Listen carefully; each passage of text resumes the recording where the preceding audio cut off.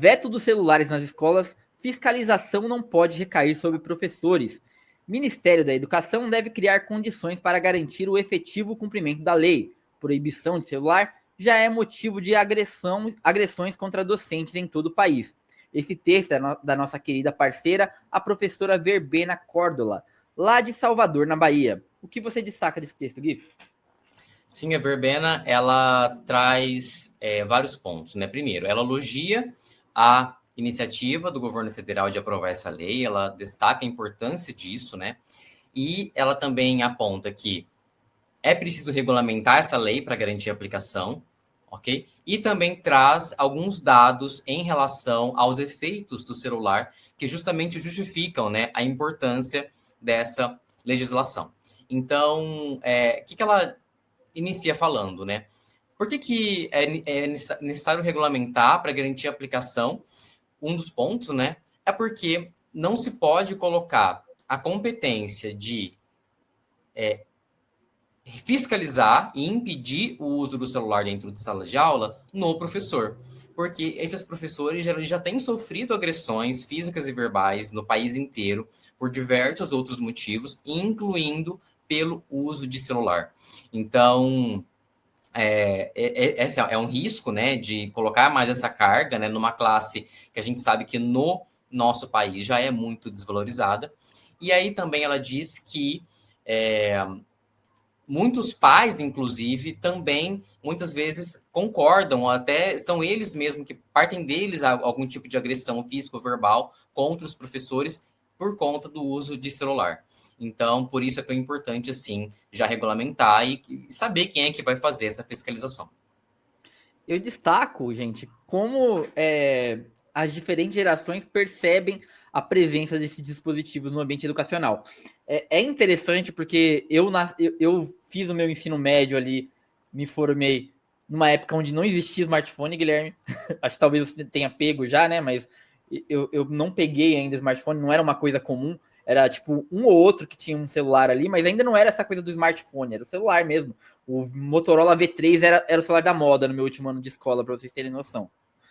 E então eu não vivi exatamente esse conflito dentro da sala de aula, mas na faculdade eu vivi.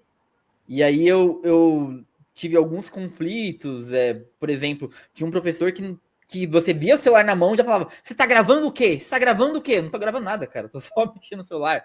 E tinha outros que falavam que o celular era um aliado, que a gente tinha que consultar, porque o jornalista tem que consultar, ele não pode sair falando só o que está na cabeça dele e o conhecimento que ele tem teórico gravado. Ele tem que ir lá e consultar e usar o celular como aliado. Então, assim, depende muito do ambiente também, né?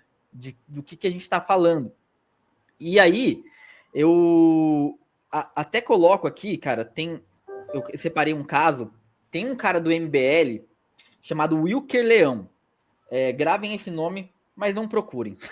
E esse cara, o que ele fez? Ele se inscreveu em Brasília numa aula de História da África.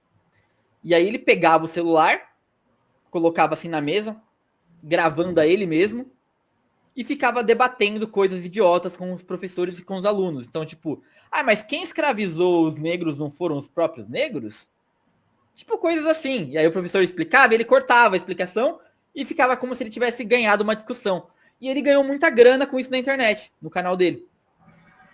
E ó, estou desmascarando a esquerda não sabe argumentar sobre isso, não sabe me explicar. E o professor não sabia, os alunos não sabiam, e eles descobriram. E processaram esse cara, inclusive tiraram ele da aula. Por que isso é importante? Para a gente entender como o mau uso do celular, o uso indiscriminado do celular, pode servir para coisas. Esse cara ele não estava lá para aprender. Esse cara ele estava lá para ganhar dinheiro, fazer os cortes dele e expor esses professores. Mostrou a cara dos professores, dos alunos, e nem sequer informou que estava gravando. Então, eu acho que a partir daí a gente tem uma noção de como que vai ser essa proibição, porque tem isso também. Não é exatamente a proibição indiscriminada. Tanto é que eles falam que, dependendo da aula, dependendo do que for, poderá ser usado ali pelos alunos. Mas também, a gente vive essa geração nova, Guilherme, que eles são muito vidrados no celular, cara. Eles não prestam atenção. Isso causa uma defasagem na educação também. E é um outro ponto. Então, a gente tem que diferenciar, eu quero dizer isso, a gente tem que diferenciar educação primária ali até o ensino médio e faculdade. Faculdade, as pessoas são adultas e sabem muito bem os seus deveres e compromissos. Não cabe um professor ficar, para um adulto de 30 anos falar, guarda o celular porque não pode usar aqui. Isso aí é ridículo, gente. Tem que ter normas, se você usar o celular, você vai levar uma advertência. Se não repetir, você vai ser expulso da aula. E vida que segue. Não é nada tão complicado assim, eu acho, essa discriminação. O que não pode é colocar o professor como a cara de frente, né? Como combatente. O professor vai ter que ir lá e brigar com o aluno, porque ele tá exposto todo dia. Então ele vai lá, briga com o aluno, no outro dia ele tá lá olhando pra cara do aluno de novo. E a gente não sabe quem é quem hoje em dia, né? Falei demais. Sim, não, concordo, e acho que isso que você falou, né? A regulamentação, né? Ela se juntar ali os especialistas, eles vão saber o que fazer, né? A gente espera que saiba o que fazer, mas a gente encontra ali um problema que é a dependência emocional que nós, de uma forma geral, criamos em relação aos celulares, né? E aí que entra, talvez, que vai ser o maior choque, né?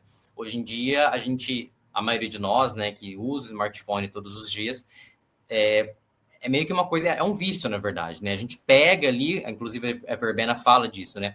É um vício tão acessível como o álcool, né? Aceito pela sociedade. Então, a gente tá o tempo todo lida com aquela dependência de estar rolando o feed, de estar absorvendo algum tipo de conteúdo muito, muito superficial, para satisfazer ali a nossa atenção, ou então a gente está entediado, por exemplo, em relação dentro de uma sala de aula. Então a gente pega esse celular para conseguir se dispersar um pouco. Então, talvez o maior choque seja esse, né? Porque você vai estar, de fato, arrancando, né, uma coisa que já é um motivo de vício. E uma coisa que ela aponta também, isso é preocupante, ela diz que nas escolas privadas também pode ter um problema muito grave, muito mais difícil, porque é um lugar em que muitas vezes as pessoas, os pais, né, dizem, né, não, eu estou pagando, né, então tem que ser do jeito que eu quero. Então, como que vai ser, né, essa cobrança? É evidente que talvez haja pessoas hoje em dia que dependam do celular, né, para receber algum tipo de aviso, para se comunicar, enfim. Mas a regulamentação, evidentemente, ela vem, né, ela viria para pensar em tudo isso, né? Não vai ser um corte abrupto, generalizado, sem nenhum tipo de condição, provavelmente. Então, essa é a questão. E a gente tem que tomar muito cuidado também como a extrema-direita vai usar a desinformação para atacar esse caso. Eu já estava até começando a ver no Twitter de ontem para hoje o pessoal começando a se movimentar no sentido seguinte. Seguido seguinte. Que vai ser proibido entrar com o celular na escola. Então as mães não vão poder saber onde seus filhos estão. E isso vai ser, os filhos vão poder fazer coisa errada, eles não vão conseguir controlar os filhos e tal. O que é uma premissa meio errada já também, porque dentro da escola, teoricamente, as crianças têm que estar seguras e não poderiam sair. Mas não está previsto que não vai poder entrar com o celular na escola. É na sala de aula. Não pode o uso dentro de sala de aula. Então, muito cuidado com o que vocês vão ler nos próximos dias, nos próximos meses aí, quando isso começar efetivamente a valer. Porque existe um trabalho muito grande de desinformação da extrema-direita que está aliada com as Big Techs. Não é à toa que o Nicolas Ferreira, em menos de 2 horas, consegue 500 mil de visualizações num vídeo, gente.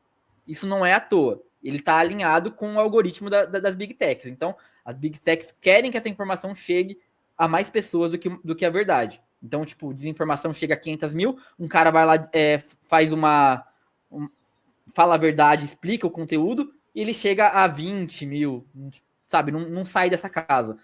Então, assim, muito cuidado por onde vocês se informam. Tá com dúvida? Entra no Google lá, joga a pergunta e vocês vão ter pelo menos uma razoabilidade maior aí para acertos e erros. Gui, mais alguma coisa? Podemos girar? Não, eu só queria comentar, só fazer um fechamento em relação a essa questão da extrema-direita, né? A Verbena, ela, inclusive, ela aponta como que o uso do celular, ela diminui a capacidade desses estudantes de absorverem conteúdos mais complexos, de desenvolverem pensamentos mais aprofundados. E, além do fato de que a extrema-direita tenta minar qualquer iniciativa do governo, seja ela boa ou menos boa, a gente sabe que muitas das articulações são pensando, né, eu diria que a longo prazo, né, pensando num outro efeito, né, quando a gente vê, por exemplo, essa ação do Nicolas Ferreira contra a questão da fiscalização, das transações, a gente tem ali uma série de explicações em relação a diminuir, por exemplo, o controle sobre evasão fiscal, enfim. Quando a gente, então, fala dessa questão do celular, a gente pode sim apontar que manter o celular dentro da sala de aula e pensando que isso influencia na capacidade de cognição, de raciocínio dos estudantes, desses jovens, dessas crianças, é também um projeto a longo prazo, né? Porque a gente sabe que quanto menos as pessoas raciocinam, menos elas interpretam, menos elas entendem o que está acontecendo, seja através de um livro, seja numa análise política, por exemplo, mais elas viram massa de manobra. Mais fácil é para você manipular a sociedade. Então, nada é feito, ninguém dá ponto sem nó, né? Ninguém, principalmente a extrema-direita.